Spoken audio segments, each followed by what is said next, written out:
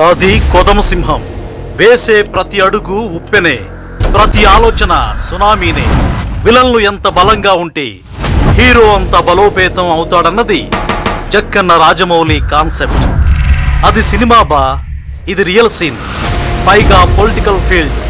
ఆదిలో అతడిని అందరూ తక్కువ అంచనా వేశారు, కానీ 10 ఏళ్లు చూసిన తర్వాత కూడా అభిమన్యుడితో పోల్చారు. కానీ అతడు అభిమన్యుడు కాదు, అర్జునుడు, ఫల్గునుడు, పార్థుడు. గెలవడం అంటే చంపడం కాదు, ఓడించడం అని తెలిసిన యోధుడు, యుద్ధ వీరుడు. అందుకే రాజకీయాల్లో శత్రుశేషం ఉండకూడదని శ్వేతవాహనుడై కిరీటం ధరించని సవ్యసాచిగా ప్రత్యర్థులపై విల్లు ఎక్కుపెట్టాడు. ఎన్నికల్లో ఓట్ల బీభత్సం సృష్టించడానికి బీభత్సుడిగా జనాల మధ్యలో దూసుకుపోతున్నాడు. ధీరుడు, శూరుడు మాత్రమే కాదు, సమస్య ఆకాశమంత ఎత్తున్న నేల మీద నుంచే దాని అంతు చూసే ధైర్యశాలి. పెత్తందారుల నుంచి పేదలను కాపాడేందుకు వచ్చిన బలవంతుడు ఈ ధనుంజయుడు. యుద్ధంలో వెన్నుచూపనివాడు, మహామహులనే 30 తిప్పలు పెట్టి 30 చెరువుల నీళ్లు తాగిస్తున్న మహాఘటికుడు అజేయుడు.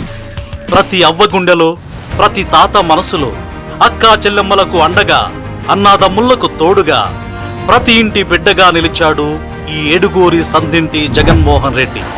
రెండోసారి ముఖ్యమంత్రి కావడానికి ప్రజల ఆశీర్వాదం కోసం మండుటెండలు, బొంగురుపోయిన గొంతుతో శత్రుమూకల దాడిని ఒంటి చేత్తో ఎదుర్కొంటున్న అసాధ్యుడిని ఓడించడానికి ఎంతమంది వచ్చినా మేమున్నామంటూ తోడుగా నిలిచారు ఏపీ ప్రజలు.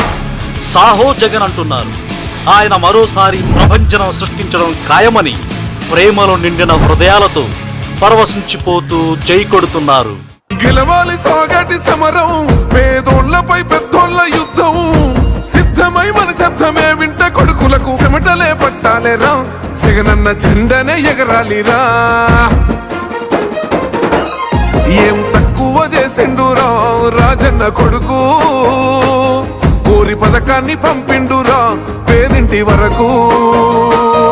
ఏం తక్కువ చేసిండురా జగనన్న మనకు, వైసీపీ జెండెత్తి పోదామురా ఆ గెలుపు కొరకు.